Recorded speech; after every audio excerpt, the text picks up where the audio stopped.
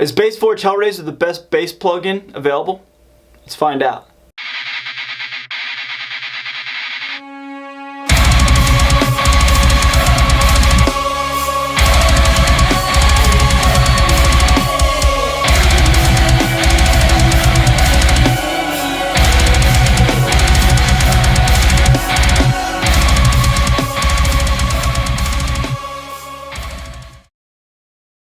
So what's going on, guys? My name's Ray. Welcome to my video. If you're brand new to my channel, welcome, and please hit that subscribe button, okay? Today we're going to be checking out the brand new Bassforge Hellraiser plugin by Joey Sturgis Tones. So Joey Sturgis Tones has been around for quite some time now, right?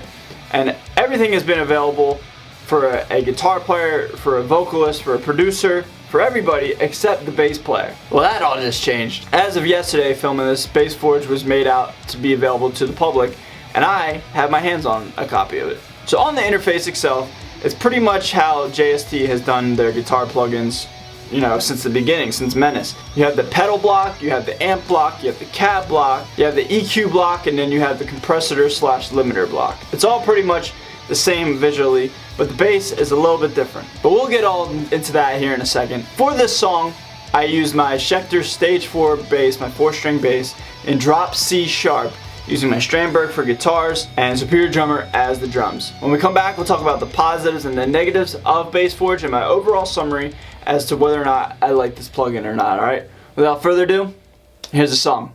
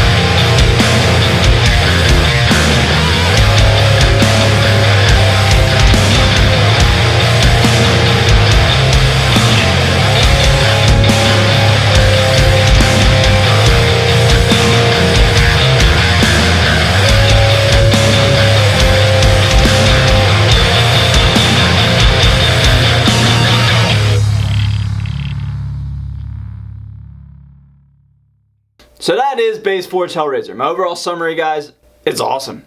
It's really good. We'll start with the negatives first. I guess the main negative for me is, it's not even a negative, it's just a personal preference.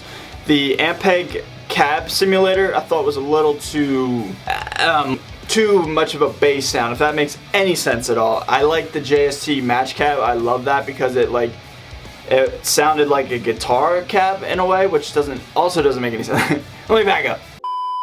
I didn't really like the Ampeg model because it was too dark for my liking. It just wasn't for me. I don't know, just didn't really like it. Other than that, guys, it's awesome. So we'll talk about the positives as well as we'll talk about how I used this plugin to get the tone I had for the song. So a huge positive, I didn't use it for the song, was the fuzz pedal the fuzz block on the interface, that just makes you sound like absolutely disgusting and just gnarly. And if you want a huge, like, in your face fuzz bass tone, it's available. I didn't use it for the song, but it's very, very cool. Next you have the amp block, and again, it's all very similar to how JST has done their stuff in the past. But the thing that Joey Sturgis himself has been on the record for saying is the clank knob is what this whole plugin kind of revolves around, because the clank sound in metal modern bass tones is like huge right now, and I completely agree. I really do. I look for that and I like that. If you guys don't know me, I've used FabFilter Saturn on my bass for the last couple months now, and everything has just been built around that high end on that plugin. Well, Bassforge has the capability to give you that high end clank with the turn of a knob. So the best way I could describe the clank knob in my own terms, I don't want to misquote anybody here, but what I hear in my own ears is like it's a presence knob with maybe some built-in saturation on the high end. It's not a treble knob, it's just like, it's a high-end boost kind of thing. That's what I hear with my ears. I could be way off, but that's the best way I could describe it. Up next you have the cab block with the JST match cab. That's just what I use. That's what was my favorite tone out of the 3 cab options. Up next you have the EQ block, and I just had a little bit of a low-end boost around 60K just to give it a little low-end body, but without having the super subby low-end muddiness that you can't hear anything of what's going on. And lastly, you have the compressor block of this plugin, and this is huge. Joey Sturgis himself has said this is a crossover compressor, meaning it's kind of like it splits your signal and compresses it individually, much again kind of like FabFilter Saturn. You have a threshold fader to where anything, let's say you set it at 100, anything from 100 and below, block A focuses on that, and anything above 100 to infinity, block B focuses on that. You can split the low end and the high end, and you can do your individual processing based on where you set your fader for the crossover. So that's huge. You can have a super compressed low end, and you can have a less compressed, more dynamic high end if that's what you're looking for.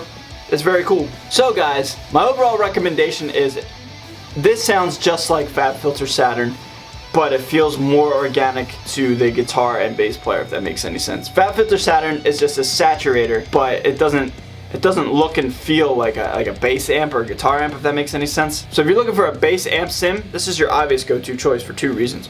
1, it's cheaper, and 2, it looks like a bass amp on the interface itself. I know that doesn't really matter so much, but like there's something about when you have a simulator and you want it to sound like a bass, it's nice to have an amp simulator in front of you as opposed to a bunch of different faders like FabFilter Saturn. So overall guys, again, highly recommend this if you're in the market for a metal bass tone for roughly $100. So what do you guys think of Bassforge? Let me know it down below in the comments. Again, if you're brand new to my channel, thank you so much for watching. If you could please hit that subscribe button, I'd really, really appreciate it. All my social media links are down below.